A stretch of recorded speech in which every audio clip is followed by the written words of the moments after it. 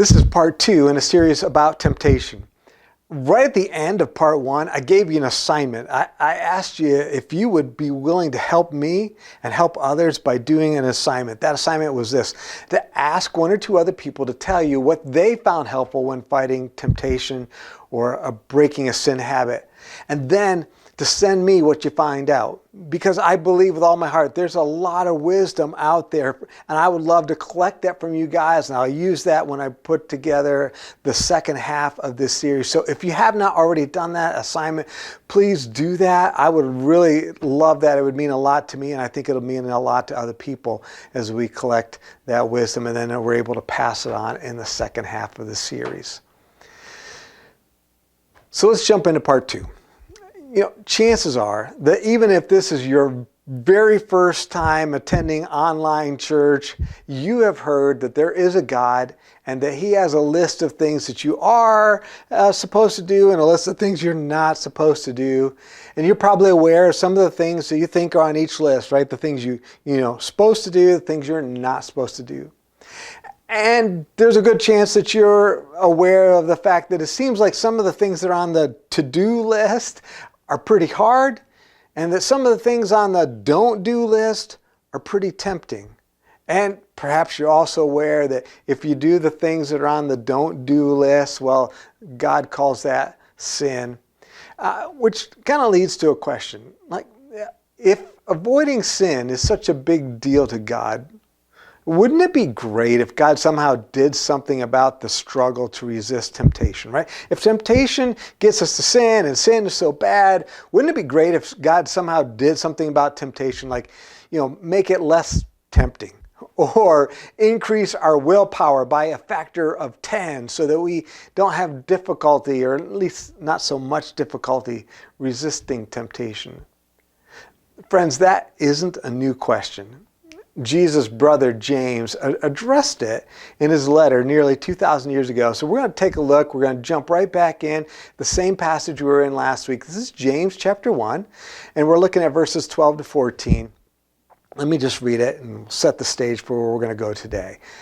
Blessed is the one who endures trials, because when he has stood the test, he will receive the crown of life that God has promised to those who love him. No one undergoing a trial should say, I'm being tempted by God, since God is not tempted by evil, and He Himself doesn't tempt anyone, but each person is tempted when he is drawn away and enticed by his own evil desire. Now, as you read that, you might have noticed on the screen that I had some words underlined. I had the word trial and tempted, right? Tempted, underlined there. And so, you're listening to that and you're like, what? Is this a passage about trials or a passage about temptation? And the answer is yes. See, when James wrote his letter, he didn't write it in English. In the language he was writing in, the word trial and the word temptation are actually the same word. It can mean either one depending on the context. Pretty interesting, right? And while trial and temptation are the same word in that language, they aren't the same concept, and they don't come from the same source. So let's just kind of get that established right at the beginning. Here it is. God tests us, right? So the trials, they can come from God because that's what God's way of testing us, versus evil tempts us. So God tests us, evil tempts us. Evil being here the old heart desires, or Satan and his dominions, right? His demons, they put temptation in front of us. So whether the temptation comes from our old heart or from Satan and demons, it doesn't really matter right now. What matters is the distinction, right? God is testing us. That's where the trials come from. Evil is tempting us. That's where the temptation comes from. So God tests us. Why? So that we can become mature and complete. And by that, I think he means that we can be free to choose, right?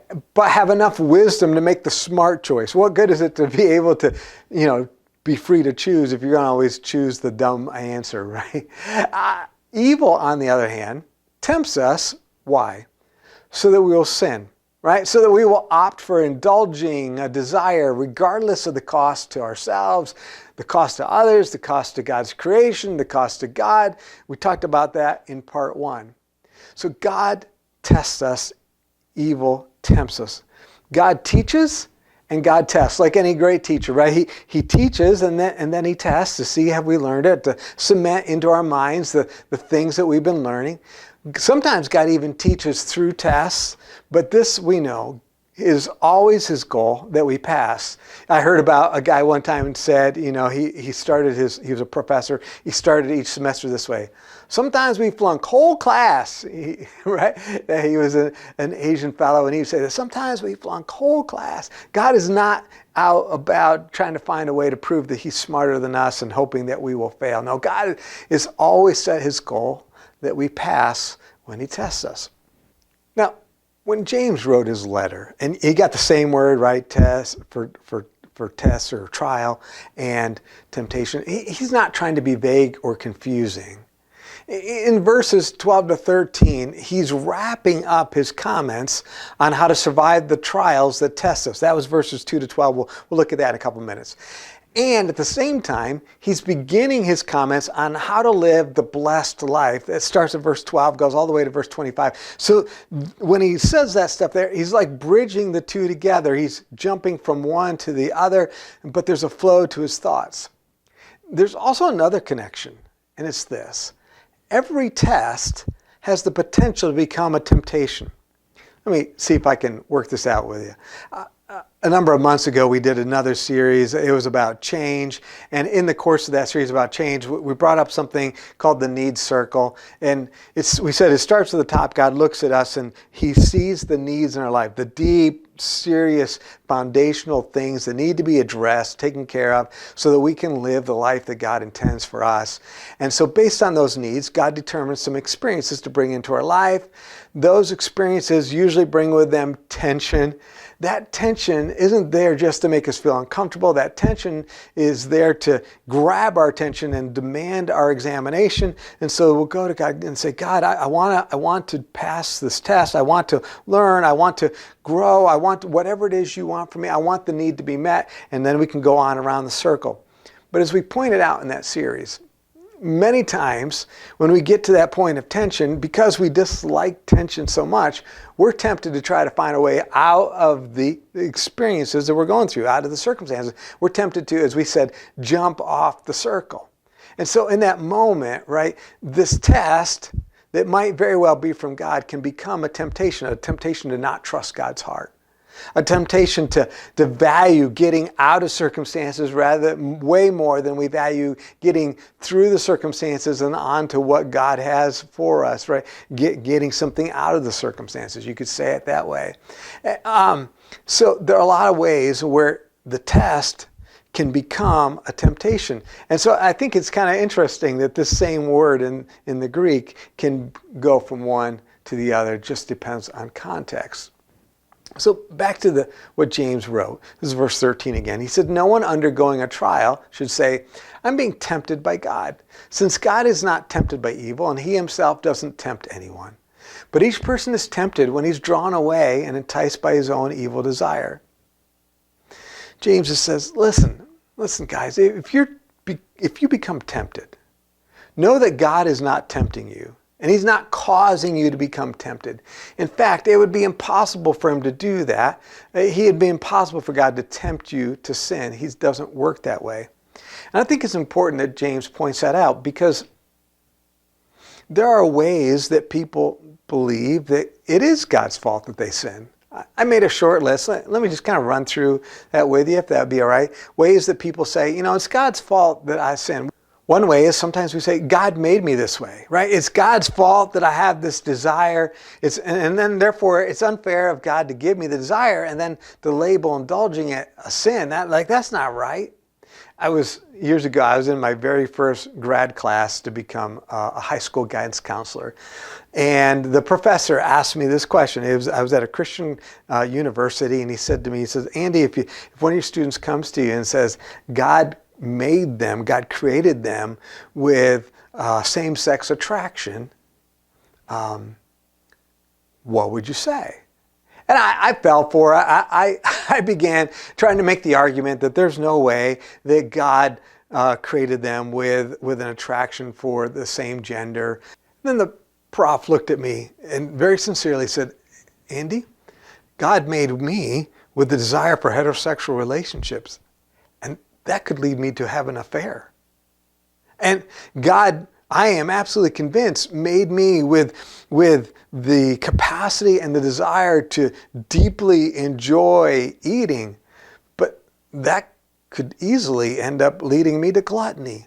And he said, and God, I am convinced, made me with the desire to enjoy fun and friends and things like that, to prefer maybe leisure time over hard work. And that could easily lead me to laziness. And so I'm sure God made me that way. Can I indulge those desires? The point he was making was this: desire doesn't equal permission to indulge. In every facet of life, God gives us appetites or desires or whatever, or the desire comes from somewhere else. God sets the limits and expects self-control, regardless of the source of the desire, regardless of how intense the desire, right? He says that there are some desires that must never be indulged. For example, vengeance, right? Very clear about that. Don't indulge your desire for revenge or vengeance, ever. There are some desires that we can indulge, but they have to be limited, right? They have to be within the boundaries. And his point was, whether you think God gave you desire or not, God gives you the boundaries, and he sets that and expects you to live within them. Here's another way that we sometimes maybe say it's God's fault that we're falling into the sin. We might say, like, God refused to take away my desire, right? I even asked him to, like, God, I don't want to give in to this thing anymore, alcohol or something like that. And we're like, God, it's impossible for me to resist. So I'm asking you to take it away from me. And God, and so the thought is, well, if God doesn't take it away, then God isn't doing right by you, because he set you up for failure. Another way that we sometimes might say this is God's fault is, well, God didn't give me a better option. This is similar to the others, right? I know the thing is wrong and I really want to do what's right, but I don't have that option in front of me. I don't have that opportunity for a better thing, and so I keep, I go for the lesser thing. But that's God's fault, because he could have given me a better opportunity, a better option. And some would say it's God's fault for this reason. They would say something along these lines, like God or maybe religion are calling my perfectly acceptable behavior a sin.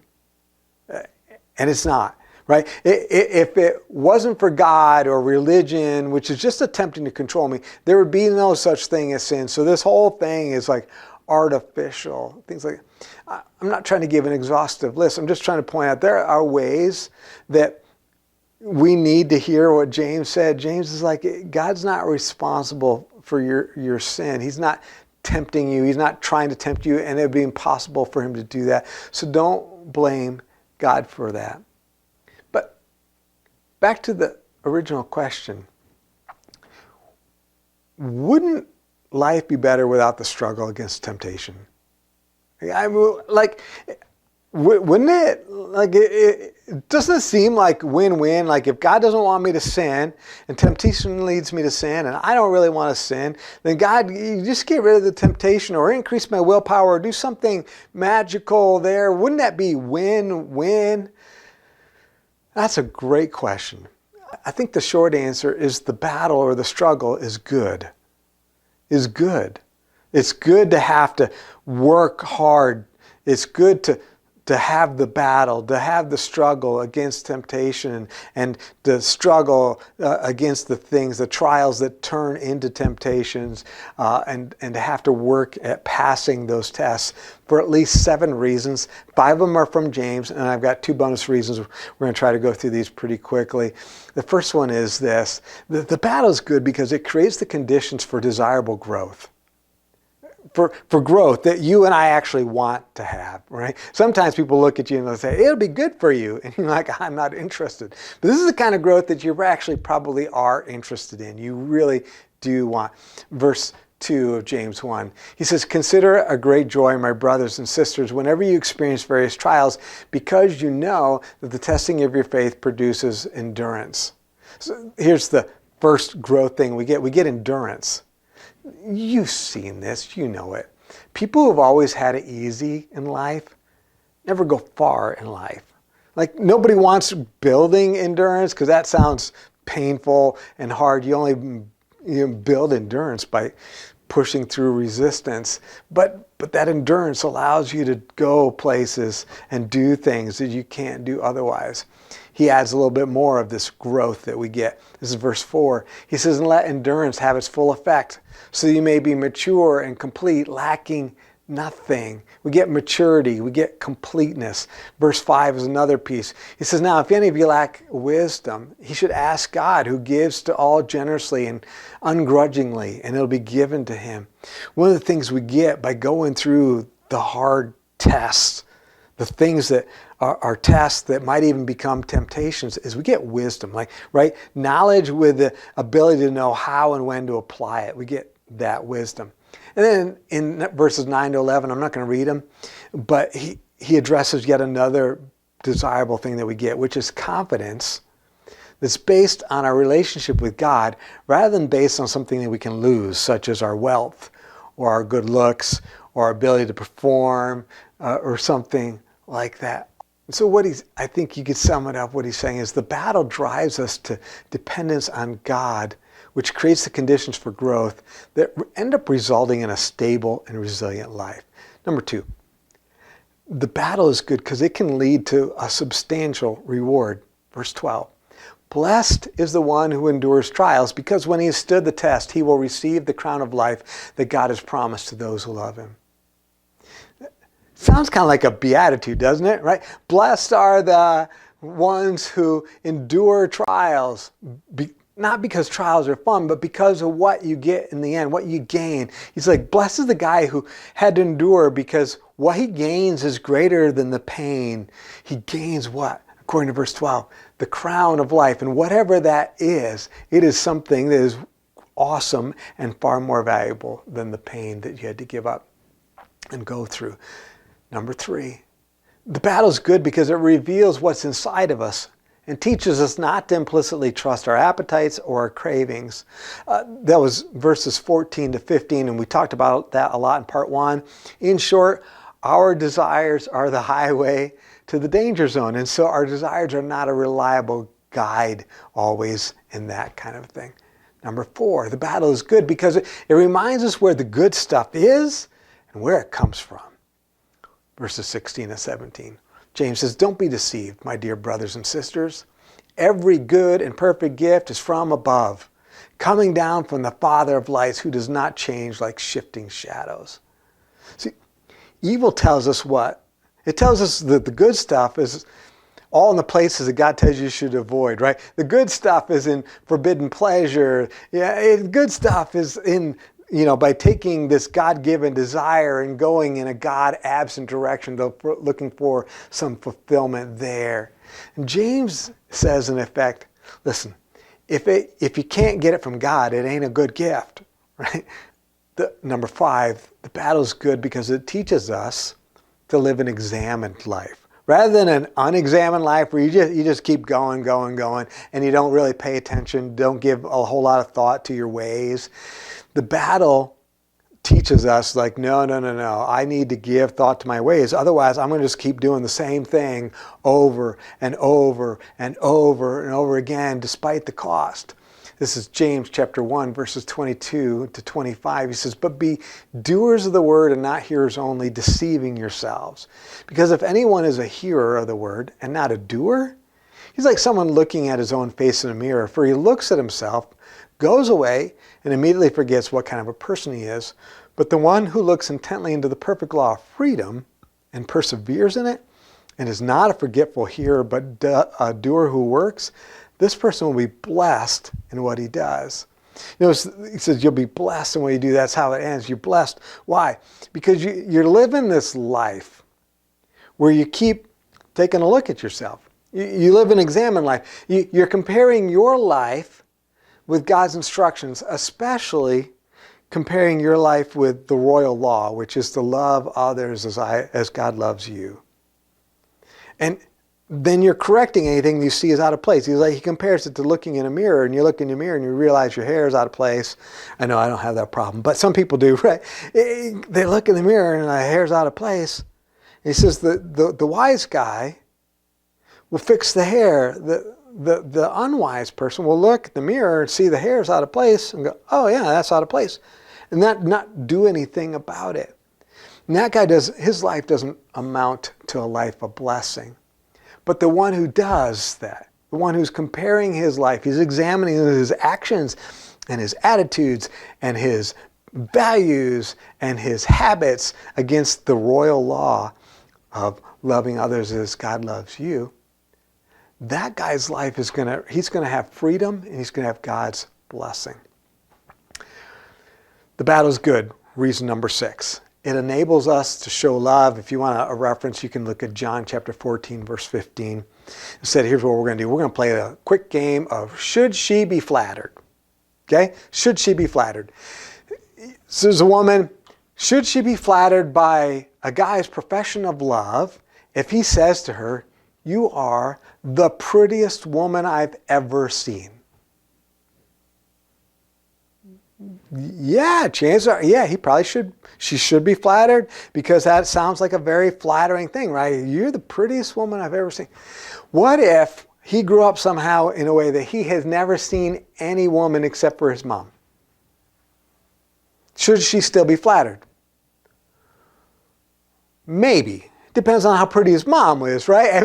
Right? If he was an only child, he's homeschooled, never went to a homeschool co-op or something, never seen another woman. If his mom was really, really pretty, and now this other woman he's seeing for the very first time, he says, you're the prettiest woman I ever have seen. Maybe she should be flattered. Maybe not, because maybe mom isn't drop dead gorgeous, right? What about this one? Should she be flattered if he promises to be faithful to her as long as he never sees an alluring woman? No, she should not be flattered by that. Why? Because that's not love. It's just you didn't get a better opportunity, right? Here's the point. We prove our love when we say no to temptation that's actually truly tempting, right? You prove that you love your spouse when there's an opportunity, I suppose, or a temptation maybe to be unfaithful, but you choose to be faithful out of love. That's when you prove your love. The battle is good because one of the things it does is it forces us to step back and figure out, like, what do we really love? Do I really love God, or I just love getting things from God? Do I really love my family, or do I just love the idea of having a family? Do I really love, you name it, or do I just really love myself? And I liked it because it was working for me for a while, right? Number 7, the battle is good because it proves that the flesh will never be reformed. As I say that, what I'm thinking about is this. Like, we go through and we face a test or we face temptation and we fail. And we're like, I'm not going to do that anymore. And we make a promise to never ever do that again. And then we face another test or another temptation and we fail. And we're like, no, I'm going to try harder, and I make a promise, and this time I really mean it, and I'm not going to ever give into that again. And then we face a test or a temptation, and we fail again. Well, the battle is good because what it does is it proves that our flesh is never going to be reformed. Our flesh is never going to come around and, allow us to get our act together or whatever. And that is good. As much as we want to resist that and it doesn't sound pleasant, that is good because here's what it does. It tells us that trying harder isn't the answer. In a lot of life, try harder is a good answer. But here's one of my big concerns. In the church, sometimes I think we've taught the Bible in such a way that it comes across, we're not trying to do this, but sometimes it comes across that what we're saying is, okay, here's another Bible verse, here's another principle, here's another commandment. Now you know what to do. Do it. And if you don't do it, what's your problem? Just do it, all right? Just do it already. Like, try harder. Jesus knew that try harder wasn't the answer. He knew that we were going to need a brand new heart. A brand new heart that was actually trustworthy, a new heart to rely on and follow. And one of my favorite things about the new covenant is when Jesus died, he issues in this new covenant, and one of the things we get out of it is a brand new heart. And so therefore, it's rely more on the new heart. That's a better answer. Try harder, just keep trying, maybe this time. That's not a great answer. And the battle helps us to come to that conclusion, hopefully sooner rather than later. So, back to the need circle. It would seem that we need testing. And that we can even benefit from temptation.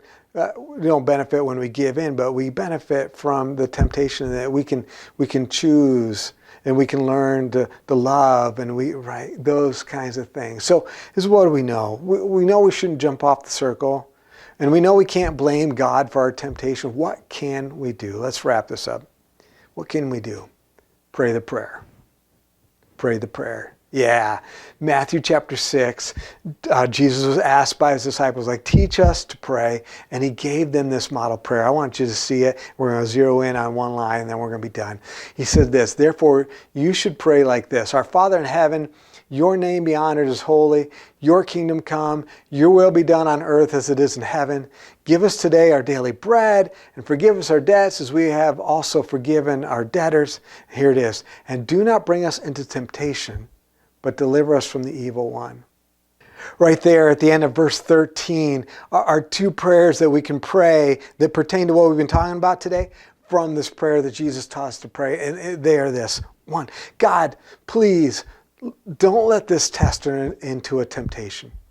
God, I love relief and I want to be out of this situation, or I don't want to have to wrestle with this or that or whatever. But even more than that, God, I want to pass the test. So God, help me to pass the test and help this test not to turn it into a temptation. Oh, and by the way, God, would you just keep me from temptation? I would love that too.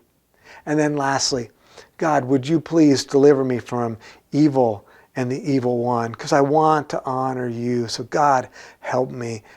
Don't let this test turn into temptation. And God, help me to pass that test. And God, would you please deliver me from the evil one and from evil itself. We'll pick up here in part 3.